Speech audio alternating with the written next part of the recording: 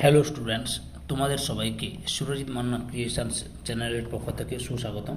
আমি তোমাদের জন্য এই ভিডিওতে সেকেন্ড সামেটিভ ইভ্যালুয়েশন 2024-এর জন্য অষ্টম শ্রেণীর ভূগোলের এক সেট প্রশ্নপত্রের উত্তর সহ আলোচনা করছি।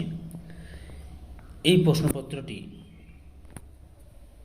রায়ান মার্টিনের প্রশ্নবিচিত্রা থেকে Alipurduar new town girls high স্কুলের এই স্কুলের মডেল সেট নাম্বার 1 এখান থেকে যে প্রশ্নপত্রটি রয়েছে সেই প্রশ্নপত্রের সমাধান করছি।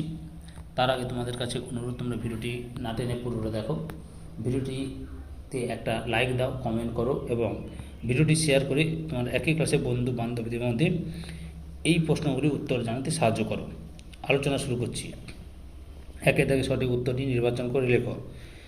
1.1 দাগে পৃথিবীর বৃহত্তম চিরহরিৎ অরণ্য হলো পম্পাস ল্যানোস্পেডি সেলভা। সঠিক উত্তরটি হল অপশান ডিতে সেলভা। 1.2 দাগে অশ্ব অক্ষাংশ বলা হয় নিরক্ষীয় অঞ্চলকে, ক্রান্তীয় অঞ্চলকে, মেরু অঞ্চলকে, মেরু বৃত্তীয় অঞ্চলকে।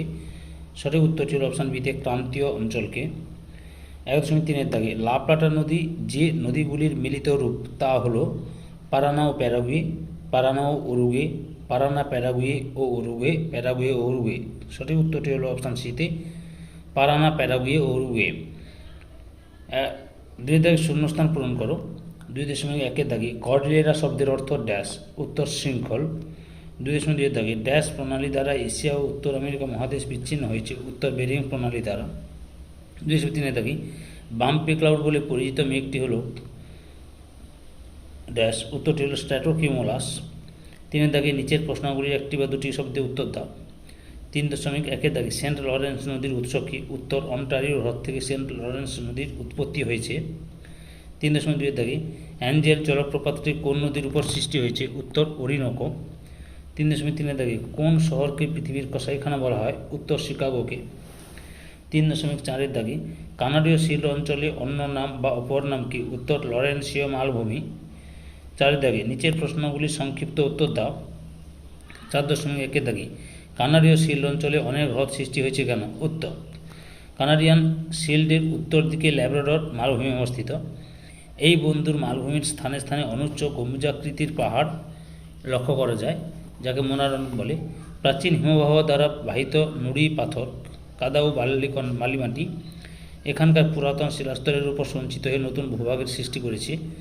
পৃথিবীর প্রাচীনতম ভূখণ্ডের অংশ হল কানাডিয়ান শিল্ড অঞ্চল, তাই এই অঞ্চল হিমবাহের ক্ষয়কার্যের শিকার হয়ে আসছে।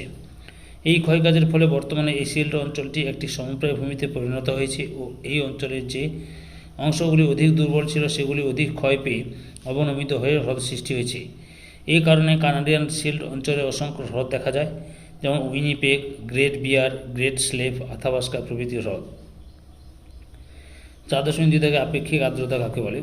উত্তর কোনো নির্দিষ্ট উষ্ণতায় নির্দিষ্ট আয়তনের বায়ুতে যে পরিমাণ জলীয় বাষ্প আছে এবং ওই একই উষ্ণতায় একই আয়তনের বায়ুকে সম্পৃক্ত হওয়ার জন্য যে পরিমাণ জলীয় বাষ্পের প্রয়োজন তাদের পরিমাণের অনুপাতকে আপেক্ষিক আর্দ্রতা বলে।